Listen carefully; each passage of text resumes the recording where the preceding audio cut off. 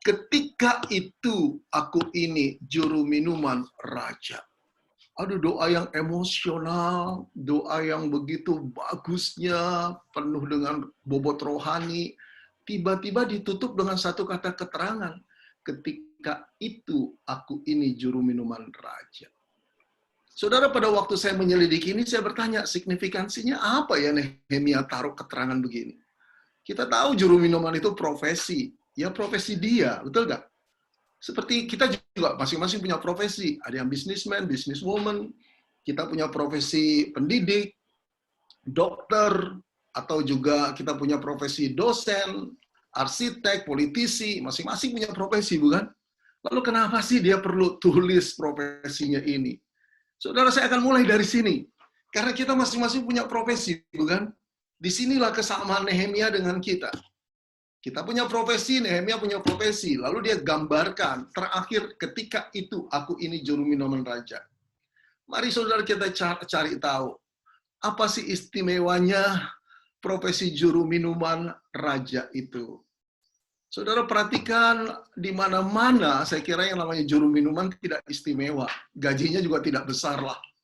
Jangan-jangan juru minuman seperti ini, saudara, juru minuman itu sama dengan bartender, barista, peramu kopi, chai tea, Thai tea, atau apalah begitu saudara ya. Nah, apakah seperti itu? Saya kira sama lah. Yang beda saudara dikatakan, aku ini juru minuman raja. Nah, ini yang istimewa saudara. Mulai kita lihat diri Nehemia ada keistimewaannya. Juru minuman raja. Oke lah, rajanya siapa dulu? Ya, kalau raja kecil ya oke. Tapi kalau raja besar kita mulai bingung. Bagaimana dia bisa jadi juru minuman raja? Nah, rajanya namanya Artasasta, saudara. Kita mungkin bertanya, siapa sih dia? Ini orang-orang masa lampau yang udah tidak ada di dalam faktanya, saudara, tinggal sejarah. Dan sejarah pun nggak banyak yang mengenal Artasasta. Tapi kalau kita tahu, pada saat itu, Raja Artasasta adalah raja yang sangat besar. Kerajaannya namanya Persia. Nah, Persia itu, saudara, satu kerajaan yang adidaya, superpower saat itu. Nah, kalau sekarang tuh mirip negara Amerika, China, Rusia, menakutkan saudara ini, kekuatannya luar biasa. Nah, kerajaan Babel yang pernah jaya, jatuh ke tangan kerajaan Persia. Israel yang pernah dijajah Babel, sekarang dijajah Raja Persia. Hampir seluruh kerajaan yang ada saat itu di bawah kekuasaan Persia. Saudara mulai bisa membayangkan, juru minuman Raja Artasasta itu luar biasa pasti. Bukan cuma dia pandai dalam profesinya, tapi pasti dia orang kepercayaan raja yang luar biasa. Mari kita lihat, saudara, kalau Nehemia punya profesi juru minuman seorang raja besar, kalau kita sekarang boleh dibilang kayak Trump gitu ya, saudara ya. Saya kira banyak orang yang ingin racunin Trump. Saking dongkolnya, saking marahnya, unik dan aneh orang itu, begitu nggak? Kadang-kadang membuat dongkol orang. Juru minuman punya kesempatan untuk meracuni, saudara. Nah, Nehemia menjadi juru minuman Raja Artasasta. Nyawa raja itu ada di tangan dia. Kalau dia punya kebencian, kalau dia punya menerima sogokan, gampang saja, saudara. Bisa juga juru minuman itu, saudara, ketika ada tamu-tamu negara datang, Nehemia meracuni tamu-tamu negaranya. Pasti seluruh dunia akan memerangi Raja Persia di bawah Artasasta, bukan? Kekalutan akan muncul. Jadi Nehemia ini benar-benar orang yang penting sekali. Yuk kita bayangkan penghasilannya. Pasti tinggi, saudara. Saya juga nggak tahu berapa ribu dolar satu bulan yang dia terima. Kekayaannya saya kira juga luar biasa. Karena kedudukan yang spektakuler. Saya percaya depositonya di mana-mana. Saya percaya dia investasi entah di saham, entah di rumah, di real estate, di mana-mana. Orang ini legend, saudara. Pasti legend. Apalagi buat anak muda, kalau bicara Nehemia, wah luar biasa. Dan yang aneh satu lagi, saudara, Nehemia ini bangsa apa? Yahudi. Yahudi itu bangsa apa, saudara? Bangsa yang sedang dijajah Persia. Inilah keanehan profesi Nehemia. Bagaimana mungkin bangsa yang sedang dijajah dipercaya menjadi juru minuman raja? Dimanapun tidak masuk akal ini, saudara. Nggak ada logikanya. Sepercayanya raja pada Nehemia, ingat asal-usulnya nih orang jajahan. Kalau dia terhasut, kalau dia benci pada Artasasta, matilah Raja Artasasta. Saudara-saudara, tapi itulah Nehemia. Satu orang yang sangat unik dengan profesi yang unik, income yang luar biasa, dan legend di mata bangsanya. Saya percaya, saudara, bangsanya kalau sedang kumpul-kumpul, bicara soal tokoh, pasti saat itu mereka akan cerita Nehemia. Saya percaya, saudara, anak-anak muda kalau buka gadget saat itu, pasti yang dia lihat gadgetnya, akunnya siapa, linknya siapa, pasti Nehemia. Banyak anak-anak muda bermimpi jadi Nehemia. Oke, dia legend sekali. Dia merupakan legenda, saudara. Dia merupakan orang yang populer. Dia membuat orang ingin seperti dia. Tapi yuk kita tanya, orang sehebat itu makna hidupnya apa di mata Tuhan Sang Penciptanya? Sekarang ada dua perspektif, bukan, saudara? Perspektif manusia yang membuat Nehemia itu terlihat menjadi legenda. Banyak orang ingin seperti dia. Tapi di mata Tuhan, nah, ketika saya memahami ini, saya ingin melihat dari sudut kacamata lain, Sang Pencipta. Apa sih makna kehidupan Nehemia yang luar biasa itu? Dengan profesi luar biasa. Saya boleh menyimpulkan, saudara, kesimpulan yang cukup mendadak, barangkali yang mengagetkan saudara. Buat pemahaman saya tentang Allah yang saya pelajari dari Alkitab, kehidupan Nehemia pada saat itu tidak punya meaning apa-apa di mata Tuhan. Kenapa begitu, saudara? Nggak ada kaitannya dengan Tuhan. Dia boleh berpenghasilan besar, dia boleh punya investasi banyak, dia punya deposito di bank, di kota-kota Susan, di mana-mana. Dia boleh menjadi orang yang populer. Tapi apa artinya buat Tuhan? Nggak ada, hidupnya nggak ada sangkut paut dengan Tuhan kok. Dia asik sendiri dengan mimpi-mimpi indahnya, ambisinya sendiri, cita-citanya sendiri, kepopulerannya sendiri. Tapi dia tidak pernah menyangkut pautkan dirinya dengan Tuhan. Nah, apakah benar Sang Pencipta membuat Nehemia cuma asik buat dirinya sendiri? Bukankah Tuhan itu menciptakan Nehemia punya rencana? Bukankah Tuhan itu menciptakan dunia ada rencananya? Apakah Nehemia terlibat dengan rencana Tuhan? Jawabnya sampai bagian ini, tidak. Nggak ada meaningnya hidupnya. Yuk, sekarang saya mau balik ke masa kini. Pikiran saya mulai menerawang. Berapa banyak ya orang hidup seperti Nehemia? Di zaman dulu deh. Saudara tinggal di kota Bandung, Palembang, Surabaya, Jakarta. Berapa banyak orang-orang kaya dulu yang punya pengaruh, pejabat-pejabat, yang satu kata saja bisa mengubah hidup jutaan orang. Berapa banyak? Banyak, saudara. Betul nggak? Kakek-kakek kita pernah bisa bercerita, dulu orang-orang besar zaman dia tuh seperti apa. Tapi di mana sekarang mereka? Passed away, bukan? Ada di kuburan. Pertanyaan kita, orang sehebat itu, maknanya apa ya di mata Tuhan? Mirip Nehemia pada saat ini. Nggak ada maknanya. Nah, barangkali orang-orang yang punya pengaruh itu sudah meninggal dunia. Anak cucunya juga melupakan kok. Generasi muda nggak kenal lagi dan nggak mau pusing siapa yang dikubur itu. Padahal dulu, waktu telunjuknya diangkat saja semua orang diem. Wih, saudara bisa rasakan itu. Entah orang itu bupati, wali kota, gubernur, entah orang itu presiden, entah orang itu orang kaya sekali, yang menguasai Indonesia begitu rupa. Satu kali angkat tangannya saja, saudara, takut semua. Nah, tapi sebagian masih ada orang itu. Ya, orang-orang besar masih ada saat ini. Yang punya pengaruh kekayaan, yang menentukan nasib orang banyak, ada. Dan apakah hidup mereka berarti? Belum tentu, saudara. Dan pasti enggak kalau mereka nggak mengenal Tuhan. Bahkan, saudara-saudara, ada orang-orang seperti itu yang nggak kepikir bahwa hidup ini diciptakan Tuhan. Ada pribadi yang namanya Allah Sang Pencipta. Enggak, buat dia nggak percaya. Itu dongeng orang-orang kuno. Buat dia hidup ya hidup. Gitu aja, titik. Mati ya mati, titik.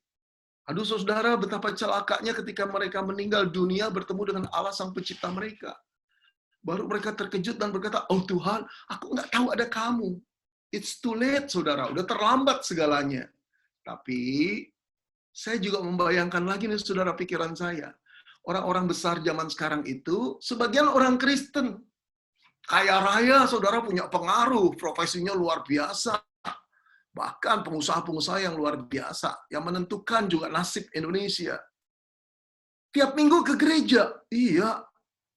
Dengerin khotbah dengan penuh perhatian, doa memohon belas kasihan Tuhan dan penjagaan Tuhan dan juga rezeki dari Tuhan. Hafal ayat-ayat, hafal lagu-lagu Kristen.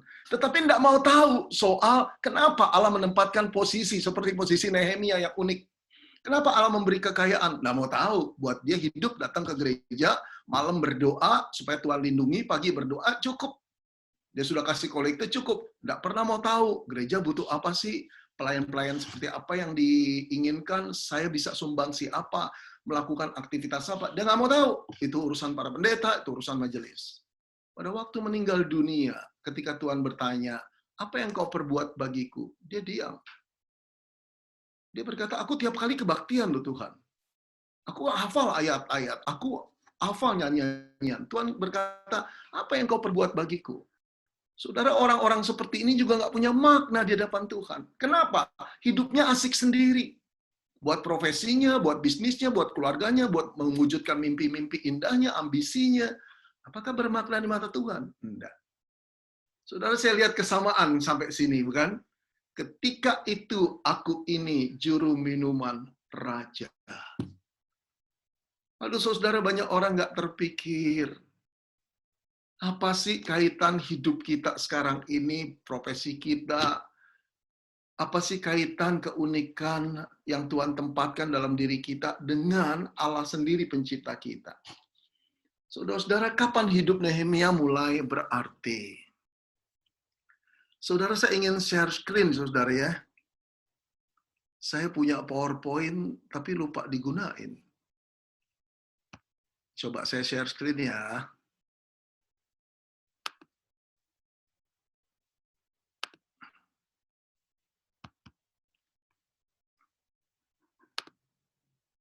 Udah kelihatan, saudara? Ada bisa seorang yang memberi saya feedback? Sudah, Kelihatan, Pak. Bagus. Saudara, kapan sih hidup Nehemia mulai berarti, saudara? Nah, menariknya, ayat kedua mengatakan, datanglah Hanani, salah seorang dari saudara-saudaraku. Mungkin saudara family, atau mungkin juga saudara seiman dalam arti sama-sama Yahudi. Dengan beberapa orang dari Yehuda. Saya jelaskan, saudara ya. Nehemia dan kawan-kawan saat itu berada di Persia sebagai orang yang ditawan. Ya, dulu kira-kira 140 tahun yang lampau kerajaan Yehuda diserang oleh orang-orang Babel. Kalahlah Yehuda, dibawalah orang-orang sekitar jutaan orang ke Babel, ditenaga kerjakan. Saudara-saudara, yang ditinggal adalah anak-anak dan juga orang tua. Yang pandai-pandai seperti Daniel, Sadra, Mesa, Abednego itu dibawa, saudara. Sehingga habislah kerajaan Yehuda itu. Sudah dihancurkan temboknya, rumah ibadah atau bait Allah juga hancur, orangnya ditawan. Orang tua Nehemia ikut tertawan. Jadi Nehemia ini kemungkinan lahirnya di Persia, saudara, di Babel. Nah, saudara, yang luar biasa, orang-orang yang ditawan justru nasibnya lebih baik. Diberi kemerdekaan untuk berpendidikan, untuk beragama, saudara, diberi kebebasan. Nah, orang-orang yang tertinggal di Yerusalem, di Yehuda, yang tidak ada rajanya lagi, itu justru melarat luar biasa, saudara, dalam keadaan yang sangat menyedihkan. Nah, satu kali Hanani, teman Nehemia atau saudara Nehemia ini baru kunjung ke Yehuda. Lalu Nehemia bertanya, gimana orang-orang di sana? Ya, kata mereka kepadaku, orang-orang yang masih tinggal di daerah sana, yang terhindar dari penawanan. Artinya yang 140 tahun yang lampau, yang tidak tertawan. Ada dalam kesukaran besar. Dan dalam keadaan tercela. Tembok-tembok Yerusalem telah terbongkar dan pintu-pintu gerbangnya telah terbakar. Saudara-saudara, perhatikan, dikatakan ada dalam kesukaran besar. Bukan cuma soal penghidupan nafkah yang sulit, saudara. Tidak ada raja yang memimpin. Ini daerah jajahan Persia, saudara. Dalam keadaan kesukaran besar, itu juga punya pengertian begini, saudara. Saudara perhatikan, tembok Yerusalem telah terbongkar. Satu kota saat itu kalau temboknya terbongkar, sudah 140 tahun yang lalu temboknya terbongkar. Sampai sekarang tembok itu belum ada yang membangun. Ataupun kalau telah dibangun oleh Esra, saudara, nggak selesai-selesai. Nah, bayangkan kalau tembok perbatasan sebuah negara saat itu nggak rampung dibangun, musuh bisa masuk kapan saja. Menjarah ladang-ladang mereka, membunuh laki-laki mereka, membawa perempuan dan anak-anak mereka. Kesukaran besar betul-betul. Dan dikatakan lagi, dalam keadaan tercela. Saudara, dalam keadaan tercela punya dua kemungkinan, saudara. Yang pertama, dulu orang-orang Israel di kerajaan Yehuda jaya sekali. Dihormati ketika Daud dan Salomo jadi raja. Semua takut, saudara. Semua menghormati, lawan atau kawan. Tapi sekarang, setelah hancur kerajaan itu, dikuasai oleh Persia, mereka dalam keadaan tercela, tanpa kehormatan. Itu satu bangsa yang dihina oleh bangsa lain. Itu yang pertama. Tapi dalam keadaan tercela punya pengertian yang kedua, saudara. Kemungkinan yang kedua terjadi juga. Yaitu orang-orang Israel, umat Allah yang masih di Yerusalem, hidupnya, moralnya rusak, saudara. Kenapa bisa rusak? Karena tidak ada raja. Kenapa bisa rusak? Karena bercampur baur dengan bangsa lain yang begitu gampangnya masuk ke Israel, saudara.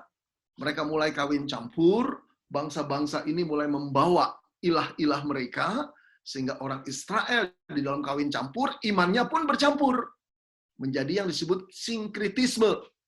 Apa saja dianut deh, saudara. Yang penting menguntungkan mereka dalam anggapan mereka. Aduh, ini menjadi celaan yang luar biasa, saudara. Inilah yang dibawa oleh Hanani, saudara. Orang-orang yang ada di sana, yang terhindar dari penawanan, ada dalam kesukaran besar dan dalam keadaan tercela. Saudara, gimana respon Nehemia, saudara? Coba saudara bayangkan kalau kita jadi Nehemia, saudara. Respon kita gimana? Bisa gak kita berkata gini sama Tuhan dalam doa kita? Aduh Tuhan, puji Tuhan. Dulu orang tua saya tertawan. Saya sampai dibawa ke Babel sini. Tapi puji Tuhan, akhirnya saya bisa sekolah. Saya bisa berusaha, saya bisa punya profesi, saya bisa jadi juru minuman raja. Puji Tuhan, puji Tuhan. Jalan Allah tidak terselami. Apakah begitu, saudara? Nah, saudara, menarik sekali. Ketika Nehemia mendengar berita itu, ini responnya. Duduklah aku menangis dan berkabung selama beberapa hari. Aku berpuasa dan berdoa kehadirat semesta langit. Saudara-saudara, Nehemia duduk dengan menangis. Kata duduk itu mau mengatakan dia nggak kuat lagi berdiri. Kakinya gemetar. Kenapa gemetar? Sebetulnya tidak ada sangkut paut dengan dia. Dia hidup di istana.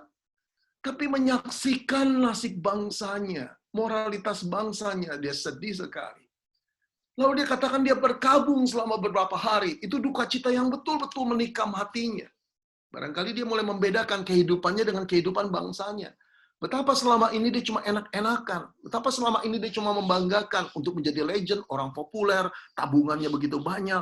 Tapi apa kaitannya dengan orang-orang yang sulit di Yerusalem, di Yehuda? Lalu dikatakan, aku berpuasa dan berdoa kehadirat semesta langit.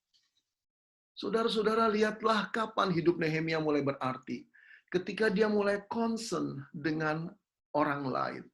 Yaitu orang-orang sebangsanya sendiri, saudara. Dia menangis di hadapan Allah. Dia merefleksikan, apa sebetulnya profesinya dia?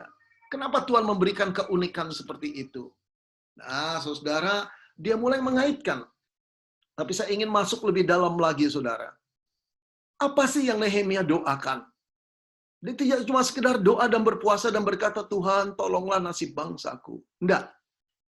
Dia ingin minta izin kepada Raja Artasasta supaya dia boleh kembali ke Yehuda membangun tembok itu. Aduh saudara, cuma ada satu peraturan. Kalau seseorang meminta ketika raja itu tidak ingin, kedatangannya saja sudah mengganggu raja. Bisa dipenggal, saudara. Habislah Nehemia itu. Sekarang dia mulai keluar dari zona nyamannya.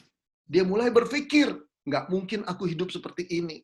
Nggak ada kaitannya dengan orang lain dan nggak ada kaitan dengan rencana Tuhan.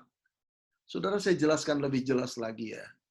Kemungkinan besar yang mendorong Nehemia bukan cuma soal nation, saudara. Bukan cuma soal bangsa. Aku sesama Yahudi. Lebih dalam dari itu, kesedihannya adalah ketika dikatakan begini. Mereka hidup dalam keadaan tercela. Moralitas mereka rusak. Mereka meninggalkan iman kepada Yahweh dan mulai berkawin campur, dan iman mereka mulai campuran juga, saudara. Ada satu kesedihan sebagai orang Yahudi yang percaya pada Yahweh, pada Allah Sang Pencipta. Kesedihan apa, saudara? Mereka selalu tahu bahwa bangsanya adalah bangsa yang akan dipakai Tuhan untuk menjadi berkat bagi seluruh bangsa. Itulah janji yang Tuhan berikan kepada Abraham. Seluruh bangsa akan mendapat berkat daripadamu. Seluruh bangsa.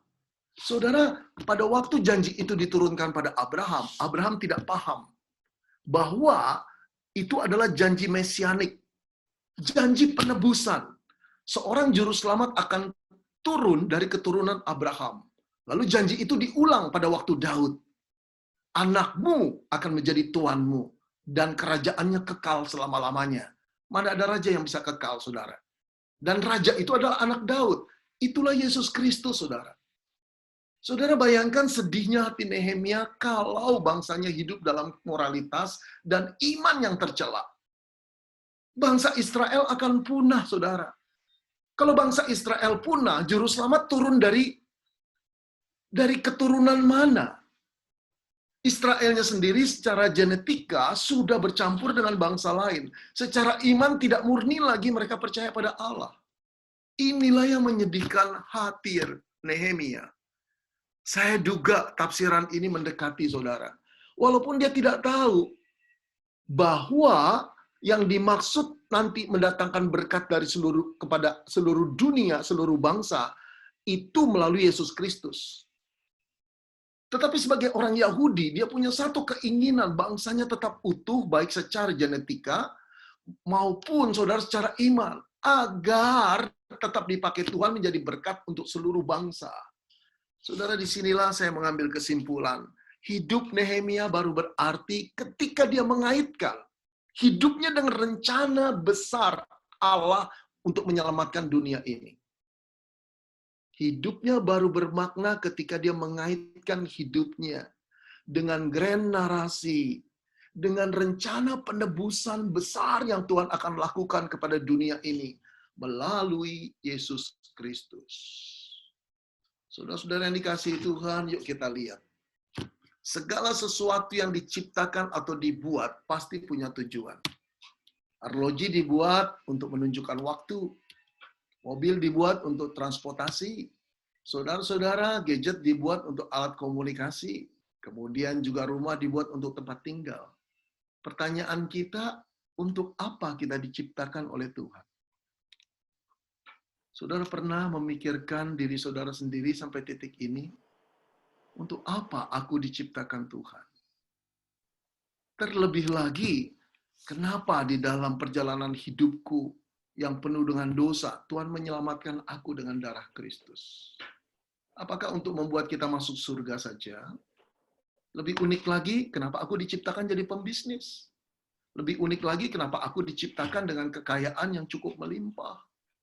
Dengan penghasilan yang cukup ketika orang-orang lain kurang? Apa kaitan hidupku dengan Allah Sang Pencipta yang punya rencana penyelamatan seluruh bangsa? Nah, saudara, kalau gitu kita tanya, untuk apa kita diciptakan Tuhan? Tidak ada yang bisa jawab, saudara. Kalau kita minta orang, atau di antara kita, barangkali ada yang berkata, nggak usah pusing-pusing lah soal begitu. Pokoknya hidup saya untuk keluarga saya. Saya memelihara istri, anak cukup. Nanti saya mati, saya puas. Kalau seorang istri ditanya, hidup saya cuma buat suami saya, Pak Beni, dan anak-anak. Oke, yuk kita kritisi. Betul nggak sih kita diciptakan Tuhan untuk memelihara istri dan anak kita? Betul nggak sih kita diciptakan Tuhan untuk hidup kita cuma untuk suami kita? Minta maaf ya, kalau pasangan kita meninggal dunia, tujuan hidup kita habis nggak? Habis dong. Karena orang yang menjadi tujuan hidup kita sudah nggak ada. Tapi apakah benar tujuan hidup kita itu hanya sebatas keluarga, anak-anak, mewujudkan kerajaan kita? Saudara, memelihara keluarga itu satu kewajiban yang manis. Itu satu beban yang manis. Kita harus jalankan itu dengan sukacita. Tapi tujuan hidup kita tidak hanya berhenti di sana.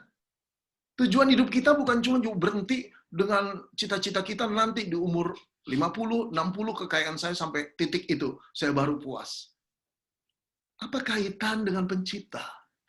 Hanya Alkitab yang bisa jawab, saudara. Kolose 1 ayat 16. Karena di dalam dialah telah diciptakan segala sesuatu. Dialah itu Yesus, saudara.